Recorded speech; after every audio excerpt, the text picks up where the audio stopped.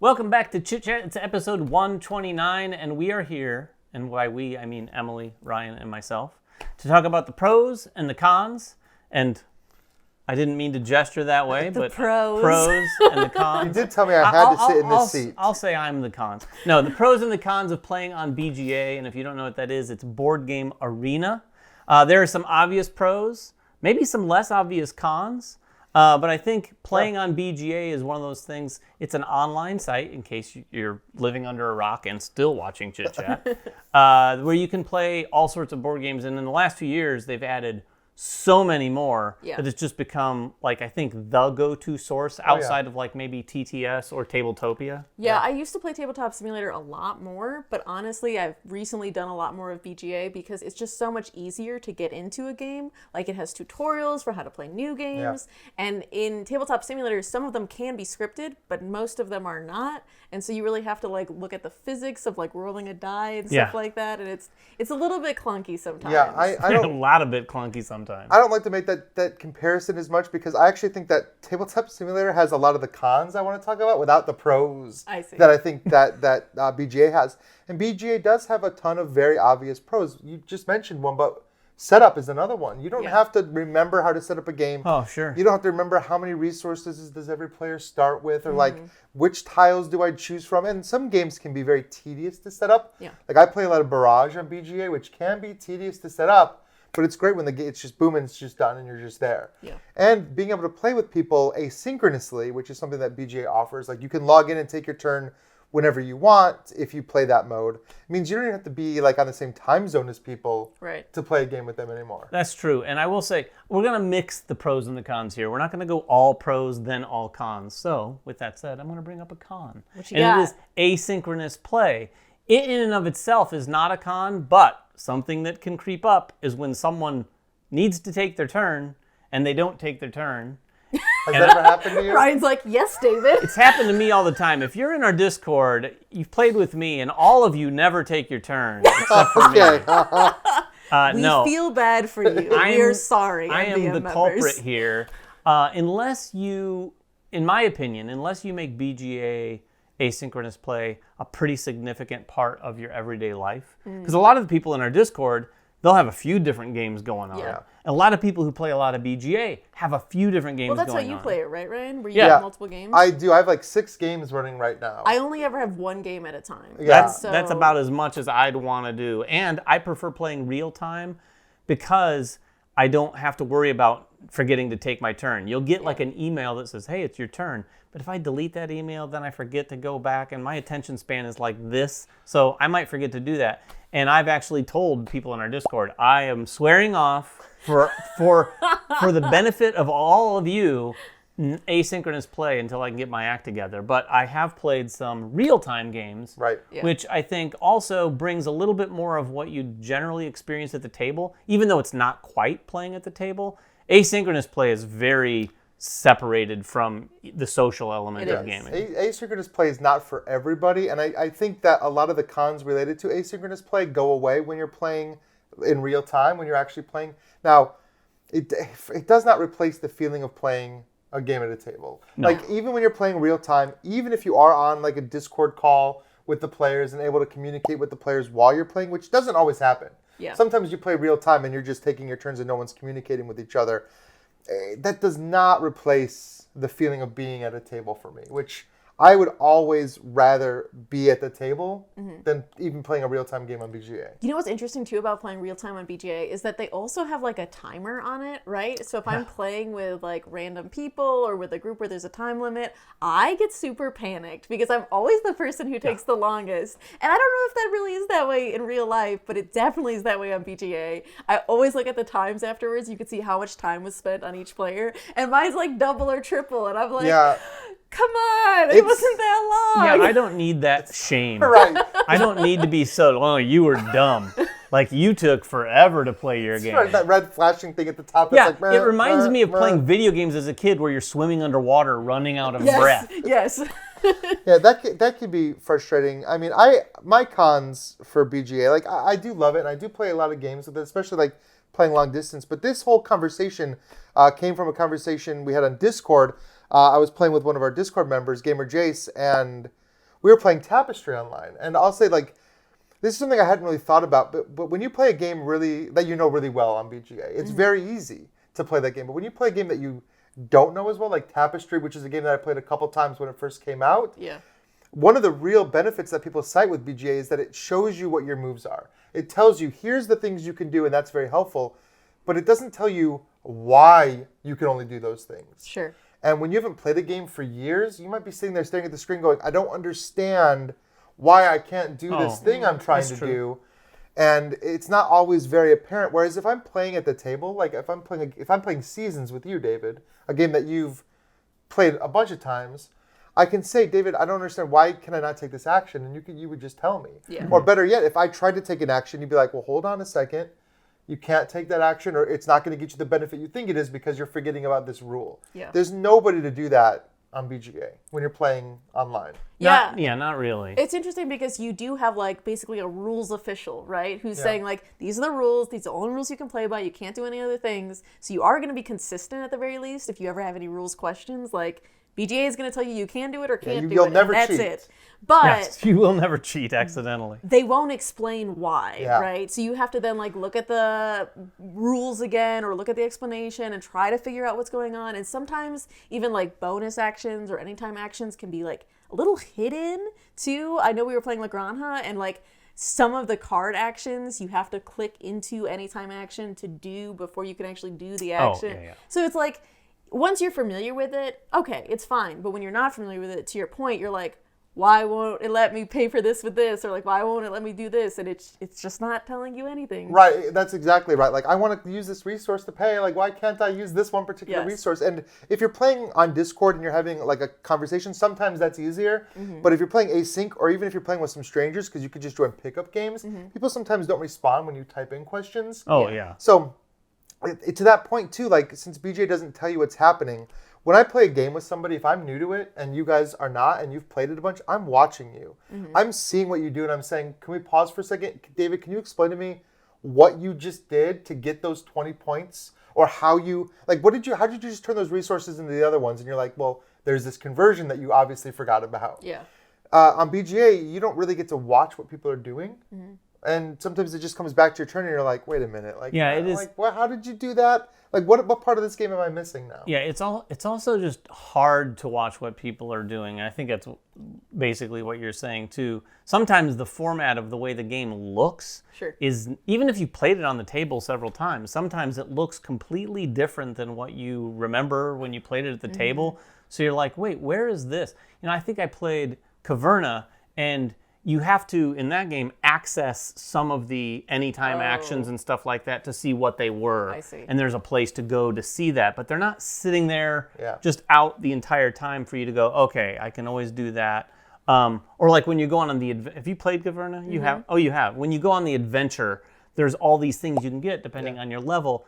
And there's a sort of an aid in the game for that. Sure. And it is there in BGA, but I remember playing that for the first time, like, where can I check that like off turn without doing it? Yeah. Yes. And not knowing like, okay, if I click this action, am I going to be to see it? Am I going to be forced now to do that action? Because I just want to see the board. Right. Yes. Like, and you can, but it just took some figuring out that you wouldn't have to do at the table. It's so interesting because some games are better on BGA in that respect, and some games are much harder. Like you're saying with Caverna, it seems like it was harder to figure out where things go. But even games like, what did we just play? After Us? Yeah. And when we played it, I think we all said like this would be good on BGA. Oh, yeah. Because And it is much better on BGA. because it's very multiplayer solitaire in a way, and in real life, if you're playing around a table and trying to be like, Ryan, what did you just do? Or like, David, what did you just do? It just slows the game down. But if you're playing on BGA, you can scroll and just see. You can just see what everybody's doing, right? And you can see all their tableaus very easily. They're all oriented the same direction. Well, yeah, that is a huge pro. Like, I think that's funny that you mentioned After Us, because that is one of the games that I cite when I'm saying, like, it is better on TTS. Because, better on BGA, because BGA doesn't let you miss things. Yes. It gives you, like, and that's, like, maybe a huge pro. It gives you all your income. How many times have we played a game, I know we have, David, where it's like, well, 2 turns ago when I did this, I was supposed to get $5, and I didn't get my $5. Oh, yeah. All the tracking, and I'll bring up Seasons again. Seasons is notorious for having a lot of little things on cards that you're like, oh, whenever a player does this, you get to do this. And if everyone's always forgetting that stuff in a real game. But on BGA, it's always there. And like you said, when it points out all the things you can do by highlighting, it helps remind you like, oh, that's right, I can use this card and tap it to do this, or they just did this thing. And you just got to pay attention, because even if it's not your turn, there might be a message at the top of the screen that says, do you want your thing that you just got for free? Yeah. Yes. But that's probably one of the easiest advantages or pros that I noticed from playing on BGA right away was all that tracking. If there's a game with a ton of tracking and stuff that you can miss, it's a brilliant way to play it. In fact, for Seasons, it became, I think, the preferred way to play the game for most fans of the game Seasons. Well, I think a lot of the games that are on BGA like that have had a screen when you end your turn that says, are you sure you want to end your turn? Don't forget, you didn't do this. You still have some active actions you can take. I love that. Yeah. Except when you don't know what else you can do. Well, yeah. And you're like, the game why do you keep asking me? like, hey, idiot, there's some stuff you can still do. That's do you the not end of know your what turn? it is? Right. I'm playing Hadrian's Wall right now on BGA, and it's like, Hadrian's Wall, you're clicking all these little boxes, and sometimes you go to end your turn, and it's like, you can still do stuff, and I'm like, where? Right. Which Show me. Especially on Hadrian's Wall. It's like, where? It's a lot to look There's at like there. 40 different things I'm looking at, all these different boxes. So that, but inclusions like that little message, and some games that have an undo button. Yeah. I think having an undo button, not having an undo button is kind of a con, actually. Yeah, not having an undo button, and a lot of games on there don't have an undo button that are painful when you get into that situation. I agree. And a lot of games do have undo buttons at some points, but then not at all points. And so you're like, oh, I'll just undo it. Oh, no, wait, I can't undo that thing. And you're like, dang it. If it like reveals something, like if it reveals another tile, it won't let you go back. But even beyond that, like not having an undo button, one of the big cons, there's no grace on BGA. Sure. There's no, it gets all the way back around to, you look down and you go, wait a minute, why did I take the worker instead of the 2 coins? Yeah. Did anybody mind if I was being dumb, can I just, and you'd probably say, unless it's a hyper-competitive game, sure, go ahead and just swap that out. It doesn't change anything.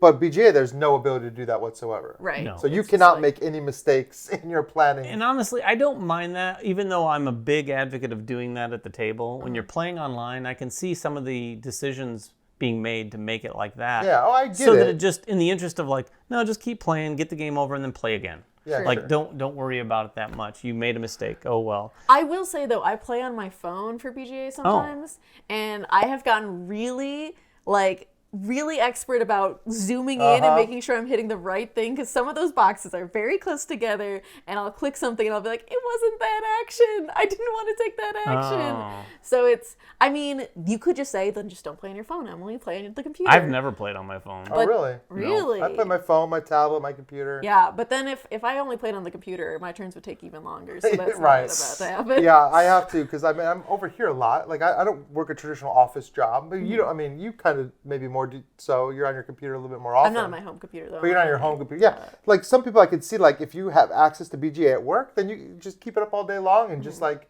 take your turns in between your emails and everything. Like I'd like to I know be able a lot to of do that. people who do that for sure. I am not one. There's one other pro I wanted to bring up that's kind of relatively, I think, new to BGA. One is organized play. Now, BGA in and of itself has a lot of organized play. There's tournaments all the time that you can enter, and it gives you that opportunity because there's so many more people playing. You can't always like, hey, you guys want to have a Azul tournament this weekend? And the 3 of us? Yeah. And speaking of which, Plan B is actually doing the World Championship Azul tournament on BGA. We did a news piece on this just recently, and they're holding it partially on BGA, and then the winners of that, and we did find out it's 8 people. Yeah, top 8. Not 4. The top 8 people from these 4 days that they're going to be playing are going to go to Portugal. That's so cool. To play in the finals, which is really, really cool. And I think to organize something like that without the existence of BGA or using it, you're holding a lot of satellite tournaments in different countries all over the world. Everyone from the world can participate in this and then go to the finals. To go back to our previous point, you don't need judges at every single table. You that when you're getting into a BGA tournament, there is zero chance that anybody's cheating. Yes. Like, you can assume that when you go to a you tournament, just asked hackers everywhere to start trying to hack it. you can assume, like, I think when you go to a tournament that people are probably not going to cheat. Right. But when you're playing on BGA, you know. So, like, that's a pretty good... Yeah. Especially when you're talking about, like, qualifying tournaments like this, when you're trying to, like, weed out to, like, a top 8. Man, why not? Like, I would love to see more board game tournaments like this on BGA. Yeah, I'm hoping that this is just the beginning. If you didn't catch our news piece, it does require a few things. You have to get your ELO, by the way. We mistakenly called it ELO, but it's ELO, which is sort of your comparative ranking for all other players at a certain game on BGA at least.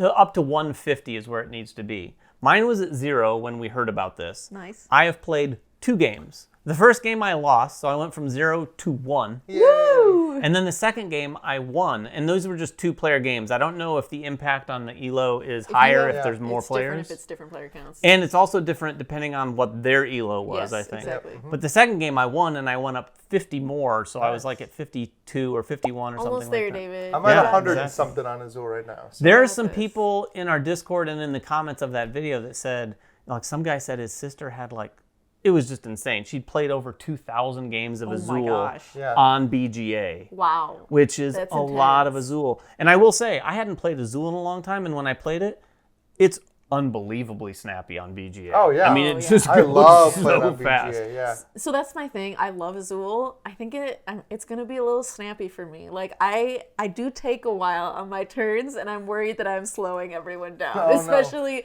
these people coming in who are doing this tournament. I'm gonna be like, but I still need a couple minutes for my turn. For sure. There's a lot of math you could do. I See, can- I I'm can not tell smart you. enough to do the math. No? Like, Not I'm- quickly? I'm yes, not you s- are.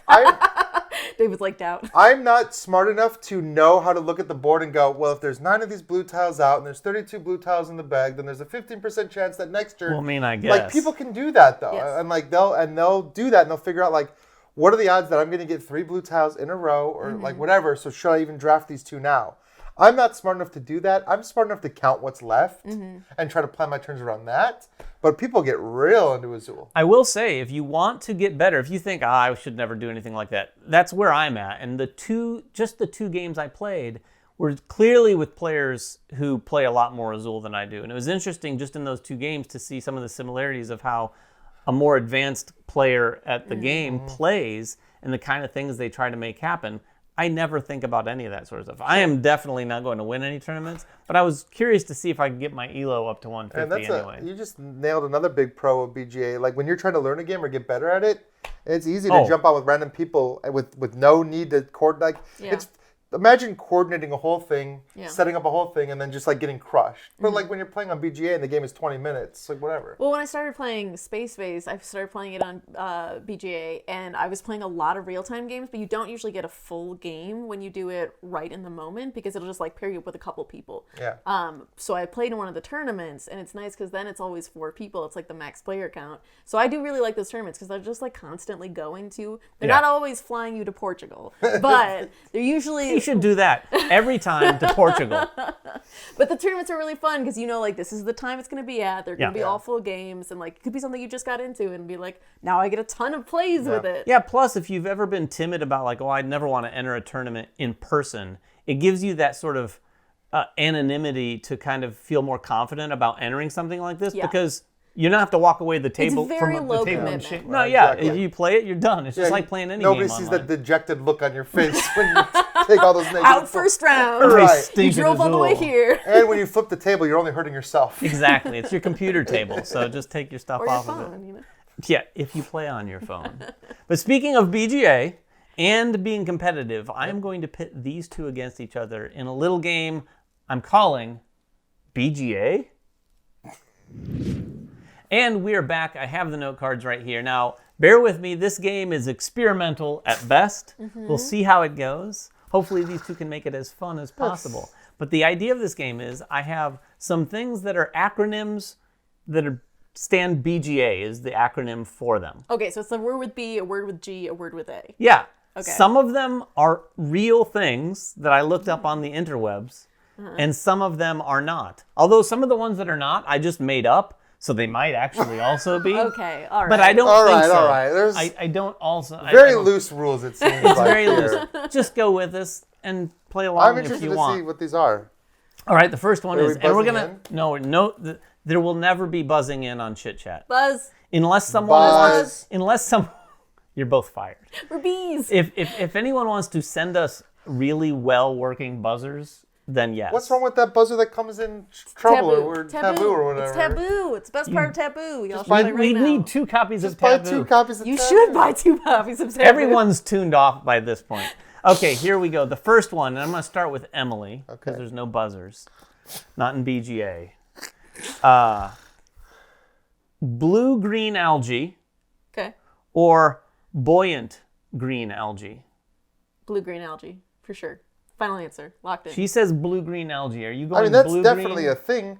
Are you sure? Blue-green algae is the thing, but buoyant green algae, I'm going to go with blue-green algae. But are these official acronyms? Because there could be a buoyant green algae They're company. both there's an official option and a David option. But blue-green you're trying to algae find is definitely the a David real option. thing in the world, so I'm going to say that. You're right. This was the Okay. start. This is the easy layup Nice. question. For bonus points, or even just us to respect you, Ryan, what is blue-green algae? I have no idea. Other than algae that produces oxygen. I don't know what makes it blue-green. Does other algae not produce oxygen? I think all algae probably produces oxygen. I don't know. Is this a science? Yeah, I think It this is. is This is a a science question. portion of Video it. now? No, I was hoping one of you could do it because I don't want to pronounce all these words, the actual Oh definition. boy, I don't even. Predominantly photosynthetic, prokaryotic Oh yeah. organisms Wow, containing a really- blue pigment. Yeah, Oh. I Really- butchered that one word. Wow, that was great. Prokaryotic. Karyotic. Sure. All right. Ready for the next one? I We're am. going to Let's start go. with Ryan this time. Everyone's definitely tuned out by now. Number 2, the British Gliding Association Ooh. or the British Go Association. I think it's more likely that there's a British Go Association. Gliding. Go? Mm-hmm. Gliding? Mm-hmm.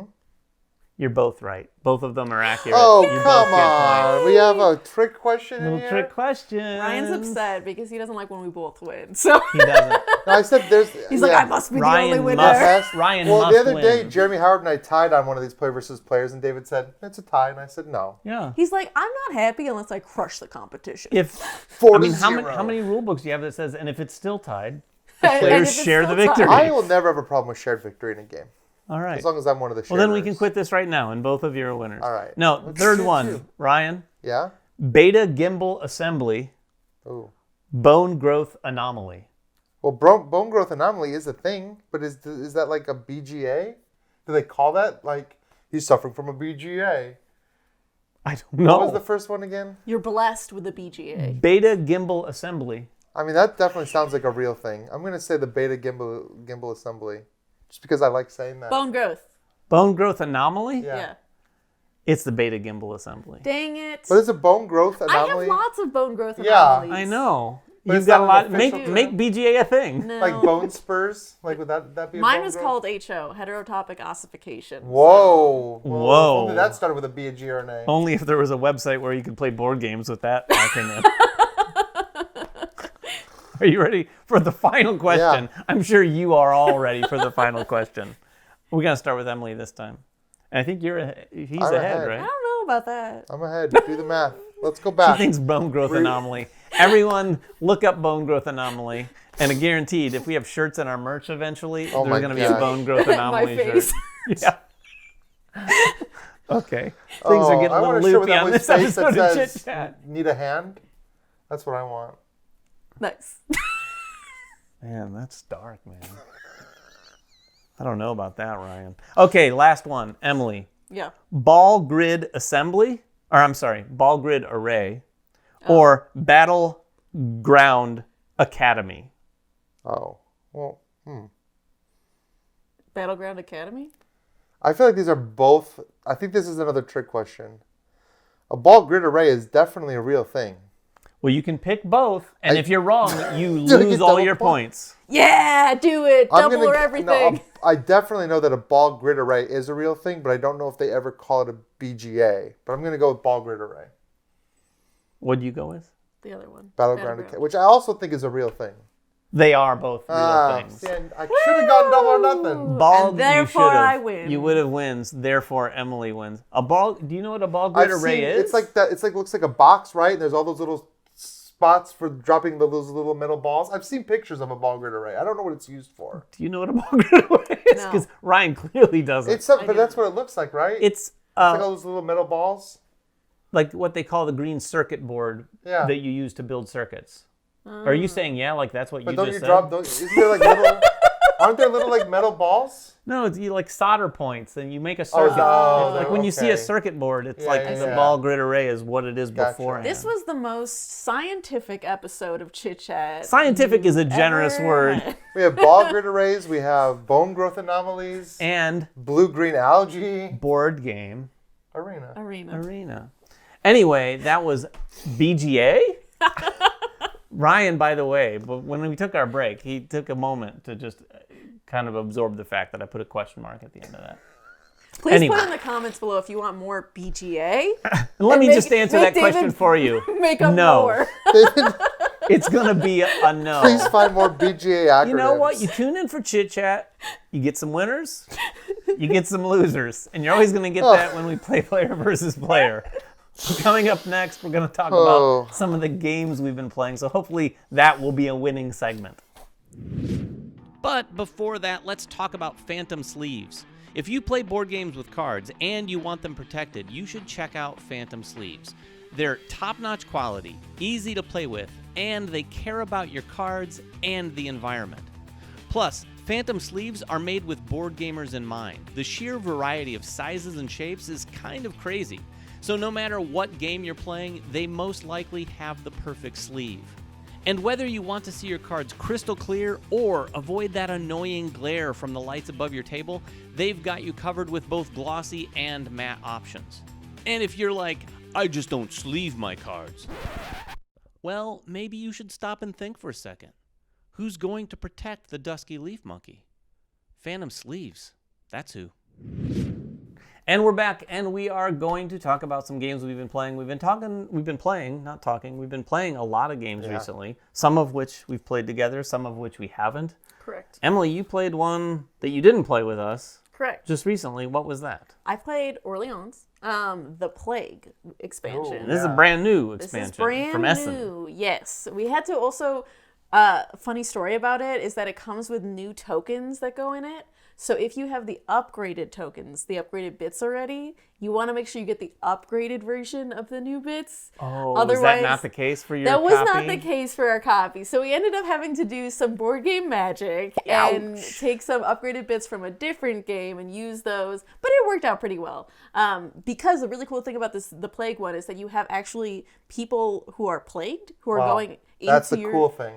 Yes, it's very People cool. plagued, they die, there's corpses. Yeah. And those corpses clog up your board. Wait, it's there great. are corpses? Yes. I mean, there are people who are plagued, and so you can pull them out of the bag, and they are not helpful to you. They just clog up your board, but you can eventually go and you can dump them, like get rid of them, right? This is the darkest Orleans expansion I've ever heard of. It really is, because it also then like every round something happens with the plague, which like hinders you as well. So like there were times where we had to get rid of a technology, or you would have to get rid of maybe like some of the buildings that you could build, or like you couldn't take certain actions that round. So if you like the parts of Orleans where you get to like, you have to be very efficient, this makes it even more that way. Yeah, it sounds like it. But I also really liked that it made you play it a different way than you're used to playing. So you might be like, okay, I always do this strategy. I always go here. I always do this. This is the best thing to do. And this made me think about it very differently, because there were times where I was like, okay, this is what I'm going to do. Then that event would come up and I'd be like, and I can't do that. So now what am I going to do? Or I'd pull these people who are from the plague on my board and I'm like, well, now I have no room for my actual workers. So now I have to pivot and start doing something about this. Otherwise, I won't have any room to play the game I want to play. So it was very interesting to get it push us all to play it differently than we had in the past. We did play with someone too who was playing Orleans for the first time. Oh, really? Yes. So that was a little bit harder, I think, that we threw her in with also the expansion. That's rough. But she liked it still all the same. So I mean, it's still the same game, right? Yeah. It's just a little bit more added onto it, and I think experienced players will enjoy the challenge of it. Yeah. I don't even like the plague cards from the original game that you flip over, or the tokens that you flip over, and then you have to potentially lose a guy. How many plagued characters can you ultimately end up having in your bag at one time? Probably a lot. Really? I don't remember how I was many. just thinking as she was describing it, I can imagine playing with you in particular, and on a turn you pulling plague, and you're like, pfft. Yeah, but you get, from what I understand, it's not necessarily a bad thing to pull the plagues because you can stack up your bodies and then eventually turn them in. Yes. Right? So, yeah, it depends on timing. There are timings when there's like these little objectives as well that if you do them, you basically get rid of all your corpses and you're like, okay, the plague's out of my town, go handle it in somebody else's town. So if you can time it right, you kind of want to be pulling all of them because then you're getting them out of the bag and you can't pull them again. Oh, I see. And you can also, on the end of your turn, choose to put all of your plague tokens back into your bag. And so that's like, it's again another timing thing where you're like, do I want to put them back in because I might just draw them out? Or do I want to keep them out, but now I can draw less things because they're clogging up my board?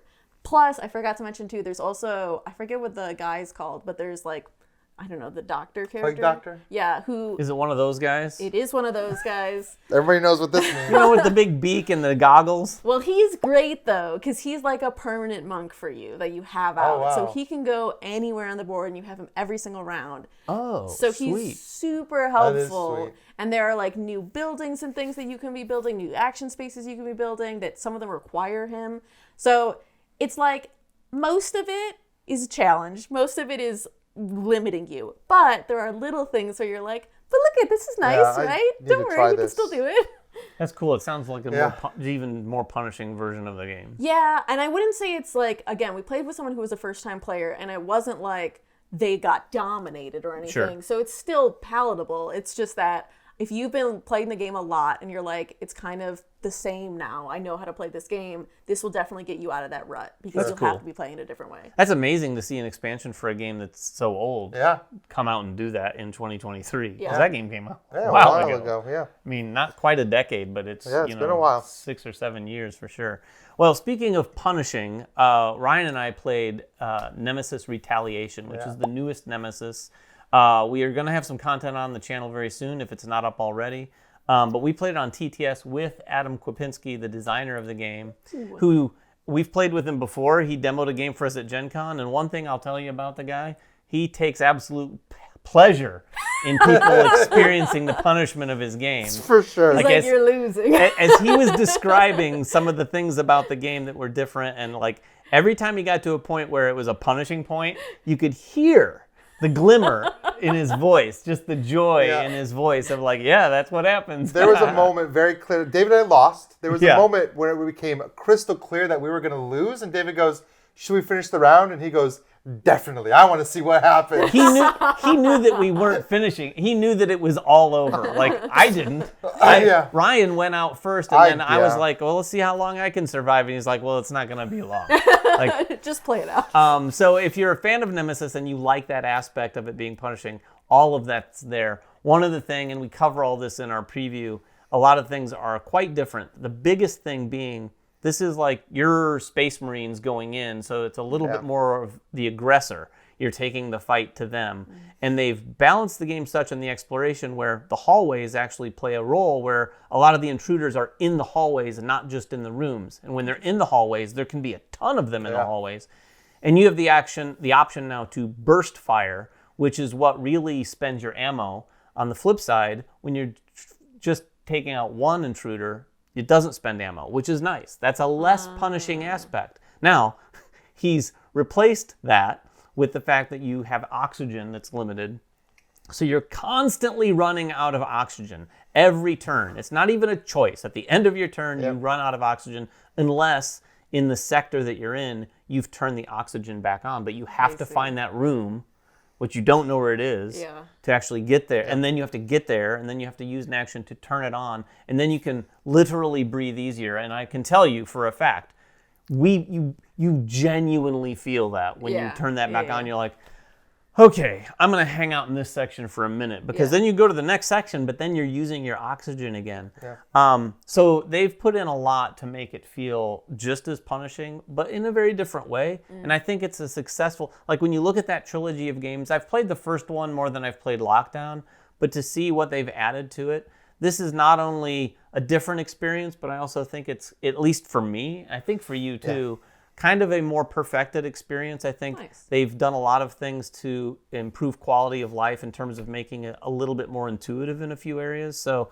yeah, it's, if you like Nemesis, you're going to like this game. This is my favorite. Plus, I like Aliens more than Alien, so this was the game for me. This does feel more like that movie, the second movie in that franchise that they're totally not copying.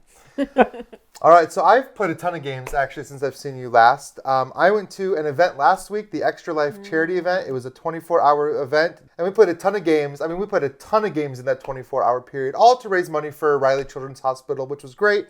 One of the games that I finally got to play at this event that I've been wanting to play for years, literal years, and never played, was Crusaders. Oh.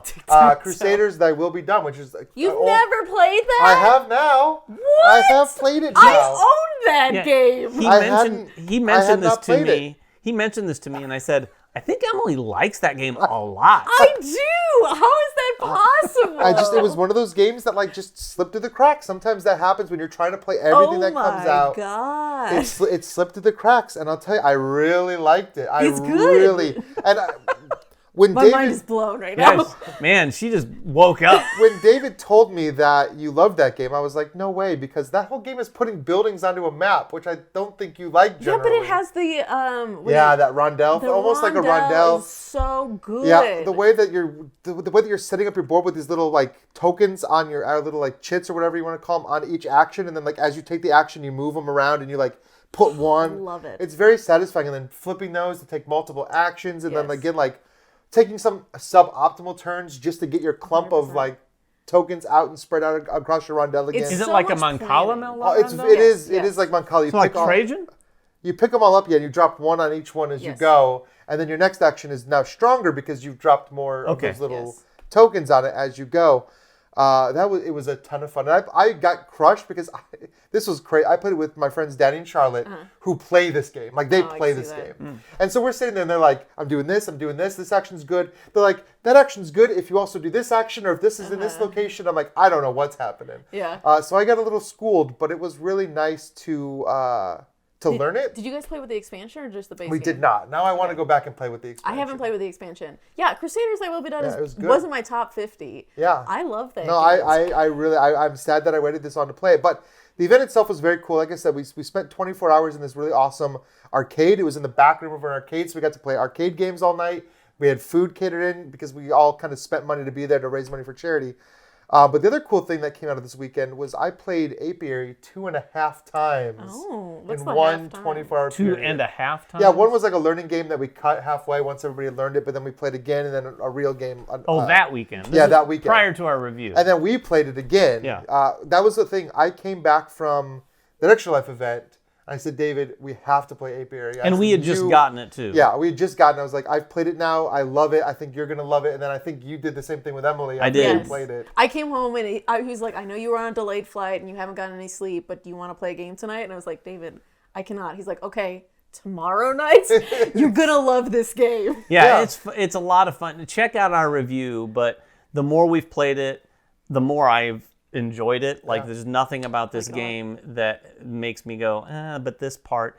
And the fact that we all liked it and enjoyed it so much the first time we played it, I think is a unique aspect that this game brings to the table. I think that's a great design philosophy to have personally. Yeah. I don't mind sometimes when I've had to play a game more than once to appreciate it. Revive, like we said, comes to mind for me personally. But man, when a game comes out of the gates and like while I'm playing it, I think we had this experience with Boone Lake too a couple years ago, where it's just like, this is a lot of fun. It's just having a blast. It doesn't do anything revolutionary, I wouldn't say, although it does. It does do some really cool, unique things. It does some cool, unique things, but more than anything, it just does what it does Really well. so well. And you, like Emily says, it's just smooth like butter. No, it does. It is. It's just a brilliantly smooth game, and it's just so much fun to play. So It's fun because when you like board games, you see a lot of different mechanics and stuff, and like you're trying to say like, what do you like best? But honestly, the best thing is when you can just play a game and it's just so elegant, right? And you're like, this just works the way it should. Everything that I would say, like, if only it had done this, it did do that. They did think of this. They balanced this part. And you're like, that is so fun to play something that's well balanced. I agree. Like That's that. what I mean. It's unheard of that I play the same game twice in 24-hour period. But yeah, and if you agree, let us know in the comments below. If you don't agree, also let us know in the comments below. you already have probably. Some people on our review definitely let us know that they didn't agree with how we felt about the game. But however you comment, try to do it nicely. Yeah, that's all we I ask. ask. Watch our last chit chat. Yeah. Yeah, that is something we talked about then. And then if you do comment, you should also play Crusaders I Will Be Done. Clearly. Because it's such a good game. No, it really- I can't am- believe you'd never played that. You're still on that. I'm so glad I'm I not did over that. it. I'm No, so glad I I'm got not. to. I'm so glad I got to play I think it. Emily's reaction to that is the highlight of this episode of Chit Chat. Certainly better than the BGA game. That It was a blast. I'm ready to play it again with everything I've learned from the first game and with the expansion. Now I'm hopefully. gonna have to play it. Yeah, it's just like Yeah, with you the should. theme, you're usually like, I'm not gonna like this. I saw That's that game, why I was I like, put it off for I'm not so gonna long. like it. I was not a huge fan of the theme. It's not a great theme, but But, oh it's a my good gosh, game. the game is great. Is it on BGA though? I don't know. That's a good question. I don't think it is. Anyway, that's it for this episode of Chit Chat. Thank you for joining us, and hopefully you were right here in the live comments and we were all talking with you. Until next time, though, make sure everyone has fun at the table, and we'll see you then.